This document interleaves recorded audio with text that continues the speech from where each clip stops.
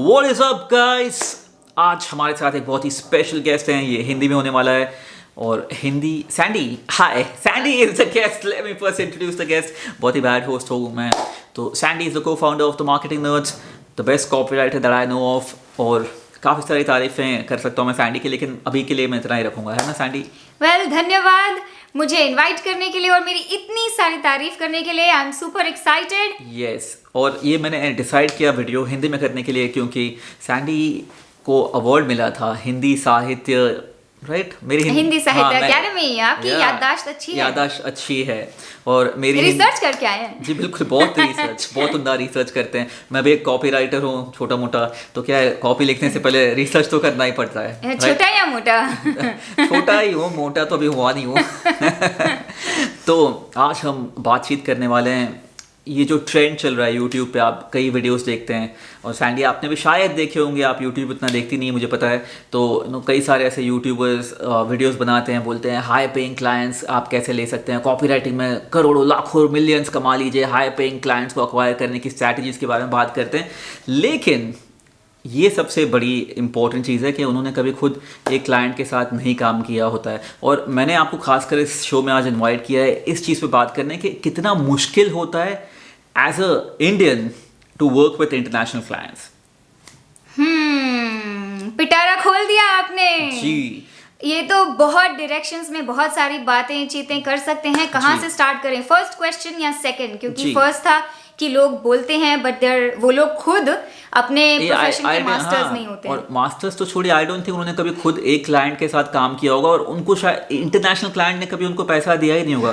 क्योंकि हम आप और मैं दोनों इतने मंझे हुए खिलाड़ी हैं, इतने एक्सपीरियंस हैं. हम हमारे आई थिंक करियर की शुरुआत से ही हम कॉपी राइटिंग कर रहे हैं, राइट? हम इंटरनेशनल क्लाइंट्स के साथ काम कर रहे हैं. हमको पता है अभी भी हमको इतनी सारी दिक्कतें फेस करनी पड़ती हैं. जैसे इंडिया अभी भी ऑस्ट्रेलिया जाती है, इतनी अच्छी टीम है, लेकिन फिर भी दिक्कतें फेस करनी पड़ती है, राइट? वो अलग कंट्री है, उनका पिच अलग है. वैसे ही exactly. और वैसे ही हमको कॉपीराइटिंग की वर्ल्ड में क्लाइंट्स के साथ, स्पेशली इंटरनेशनल क्लाइंट्स के साथ बहुत अड़चनें फेस करनी पड़ती हैं. जो सबसे इम्पोर्टेंट मुश्किल चीज़ होती है वो है नेटिव.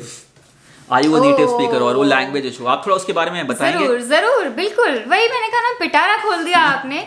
तो कॉमा वाले इश्यूज होते हैं, फुल स्टॉप वाले इश्यूज होते हैं, सेंटेंस कंस्ट्रक्शन और नॉर्मल बेसिक ग्रामर. लाइक सबका ठीक है, बेसिक स्ट्रक्चर लिख सकते हैं हम लोग. Indianism like inputs. I can give you my inputs. वो हम लोग मोस्टली यूज करते हैं और उनको बिल्कुल नहीं पसंद आता. ऐसे काफी सारे इंडियनिज्म जिसको बोलते हैं. Awaiting your reply. वो लोग ना, मतलब वो बोलते हैं पता चल गया ये. पता चल नेटिव राइटर नहीं है ये. अब जब ये सारी चीजें लिखते हैं ना, अवेटिंग योर रिप्लाई, रिवर्ट और वो सारे तो उनको पता चल गया. मतलब उनको तो वो खटक जाती है चीजें. वहीं पे उनको लगता है भाई इसके साथ तो काम ही नहीं करना है, नेटिव इंग्लिश स्पीकर नहीं है ना सैंडी? जी. और कुछ लोग यहाँ तक बोलते हैं कि द ग्रामेरियन इनसाइड मी, मैं मेरे अंदर के जो ग्रामर गुरु है, मैं उसको ना साइड रखकर, उसको ना कुछ देर की शांति रखकर इन लोगों का आर्टिकल रिव्यू करूँ या इन लोग का कॉपी रिव्यू करूँ. उनको सरदर्द हो जाता है. बिल्कुल. और लेकिन मैं यहाँ तक बोलना चाहूँगा कि जब आप ऐसे लिख के ना क्लाइंट को कभी अप्लाई भी करोगे प्रोजेक्ट पे, आपको देगा ही नहीं, राइट? वहीं पे काट देगा. क्योंकि मेजॉरिटी अमेरिकन, और जब इंटरनेशनल बात करते हैं ना, मोस्टली हम अमेरिकन की बात करते हैं ना, अमेरिकन ऑस्ट्रेलियन हो गए, तो इन सबको दिक्कत वहीं पे आ जाती है. यार इंडिया क्या राइटर है तो इनको नॉन नेटिव इंग्लिश लैंग्वेज है, तो शायद इनका ग्रामेटिकली इनके सेंटेंस कंस्ट्रक्शन सही नहीं होंगे, तो हमारे ब्रांड का प्रोजेक्शन अच्छा नहीं होगा. और जो यूट्यूबर्स होते हैं कई सारे, कॉपी राइटिंग के बारे में इतनी बड़ी बड़ी हाँकते हैं, इतनी बड़ी बड़ी फेंकते हैं, बोलते हैं get high paying client, 10 lakh कमा लो, 20 लाख कमा लो. अरे भाई तुमको पहले बात तो प्रोजेक्ट मिलना ही बड़ी दिक्कत वाला काम है, राइट? और मिस इन्फॉर्मेशन स्प्रेड करना, जब आपके पास ऑलरेडी उस चीज़ की महारत था, जो भी बोलते हैं वो हासिल नहीं है, तो वो गलत है एक तरीके से, बिकॉज आप लोगों को मिसलीड कर रहे हो. अरे आई थिंक उनका तो काम ही यही है ना बड़ी बड़ी फेंको, बड़ी बड़ी हाइप चीज़ों को हाइप करो, व्यूज़ उठाओ और मोनेटाइजेशन से पैसे कमाओ, क्योंकि वो लोग कभी क्लाइंट के साथ काम तो करने वाले हैं नहीं, राइट? और हम बैशिंग नहीं कर रहे, हम सिर्फ सच्चाई बताना चाह रहे हैं। सैंडी, मैं तो बैशिंग ही कर रहा हूँ। ओके, मुझे नहीं पता था। नहीं, आप फैक्चुअल इन्फॉर्मेशन दे रही हैं, मैं तो बैशिंग कर रहा हूँ, क्योंकि इससे दिक्कत क्या होती है पता है, जो जो एक्चुअल कॉपीराइटिंग में इंटरेस्टेड हैं, जो करियर बनाना चाहते हैं, उनके दिमाग में ना ऐसा एक्सपेक्टेशन हो जाता है ना कि मैं तो 40 लाख कमा लूंगा, 10 करोड़ कमा लूंगा, ये हो कमा सकते हैं, पॉसिबल है, पर उसमें टाइम, जैसे आपने क्या बोला, ऑस्ट्रेलिया इंडिया क्रिकेट टीम भी टाइम देते हैं, हर एक जो भी टॉप पर पहुंचते हैं। इंडिया इतने सालों बाद ना लगातार बैक टू बैक सीरीज जीती है ऑस्ट्रेलिया में, राइट? इतने साल लग गए, लेकिन हमने वो जो फाउंडेशन सेट किया टीम ने, और इतना सारा जो इंफ्रास्ट्रक्चर क्रिएट किया, और जो बोर्ड ने जो सारे स्ट्रैटेजीज यूज किए, बेंच स्ट्रेंथ और वो सब लेके अब जाके हम जीत रहे हैं, right? So it takes time. ऐसा नहीं होता। Copywriting is a very high paying skill, but you can't just expect overnight। और खास आपका फेवरेट एग्जांपल जो आप हमेशा मुझे इंट्रोड्यूस करने के लिए देते हैं, आप भूल गए शायद। कौन सा वाला सैंडी, प्लीज याद कराइए। मतलब बहुत एग्जांपल्स हैं जो आप रॉयल्टी के बारे में बोलते हैं, प्लस उससे पहले जो आप लंदन स्कूल ऑफ इकोनॉमिक्स के बारे में बोलते हैं, तो पॉसिबल है।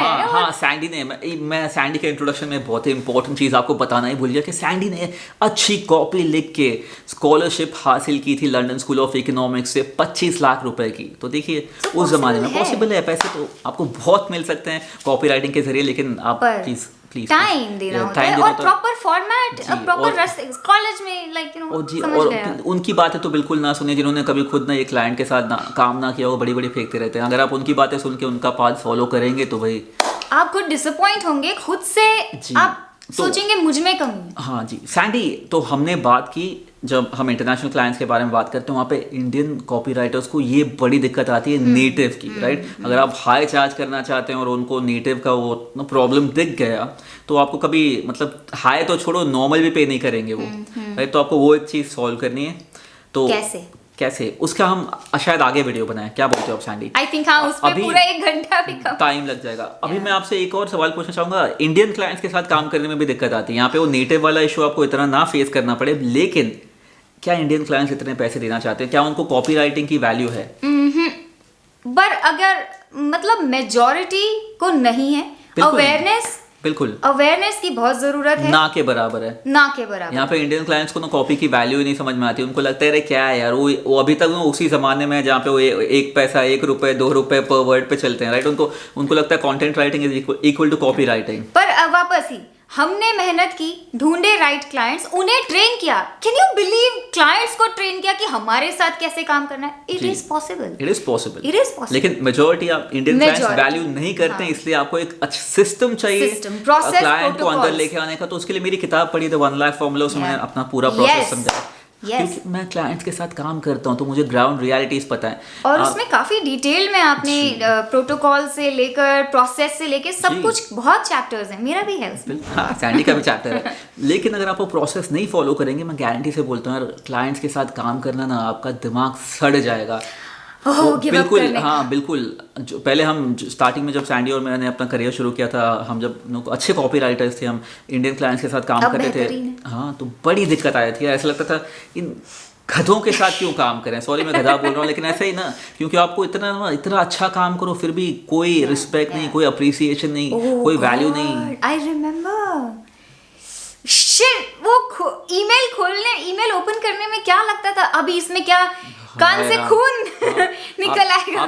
आप ये सोचोगे, जब उनके ओरिजिनल हम कंटेंट पढ़ते थे, हमको हायर करने से पहले उनकी आप वेबसाइट देखो, सोशल मीडिया पे देखो, आप देखोगे बाप रे क्या लिखा है इसने, इसको ABCD भी नहीं आती है इंग्लिश की, टूटे फूटे सेंटेंस, और 2 की जगह TOO, और इतना घटिया। और जब आप उसको लिख के भेजोगे, आप इतनी मेहनत से इतना अच्छा कंटेंट क्रिएट करोगे उनके परसेप्शन बिल्डिंग के लिए, वो बोलेंगे पता है क्या, इसमें ये क्यों नहीं, उसमें वो क्यों नहीं, जबकि उनको इंग्लिश की ABCD नहीं आती। मेरे मुंह से कुछ और निकलने वाला था।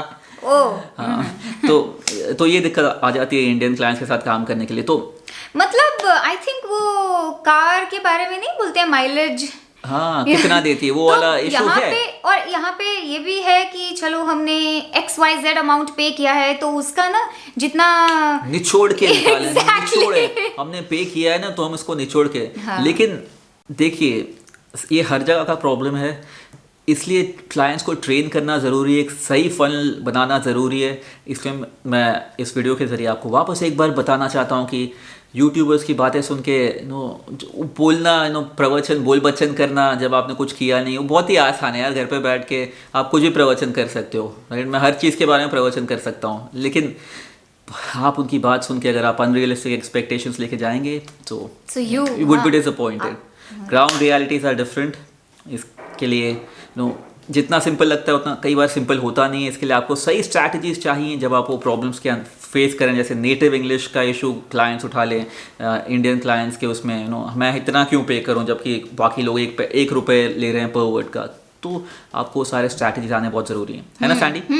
और अपना मतलब जब वो पूछ रहे हैं क्यों पे करूं, पहली बात तो कई बार आपका जो प्रोसेस होगा, सिस्टम होगा, आपका अप्रोच होगा, आपका हम प्रपोजल तो भेजने में बिलीव नहीं करते, बट काफी लोग प्रपोजल चाहते हैं, तो अज्यूम कर लो कि आप प्रपोजल भेज रहे हो। उसमें स्ट्रक्चरिंग, नुएंसेस, आप किस तरीके से क्या लिखोगे, ओवरऑल कम्युनिकेशन, फोन पे जाओगे डायरेक्टली या टाइम दोगे, ओवरऑल जो आप बुक में आपको मिलेगा वो एक पूरा स्ट्रक्चर करण की बुक में the 1 lakh formula you will understand, जिसमें सैंडी का चैप्टर भी है। माइंडसेट तो किताब पढ़िए और मोस्ट इम्पोर्टेंटली हाइप पे मत जाइए।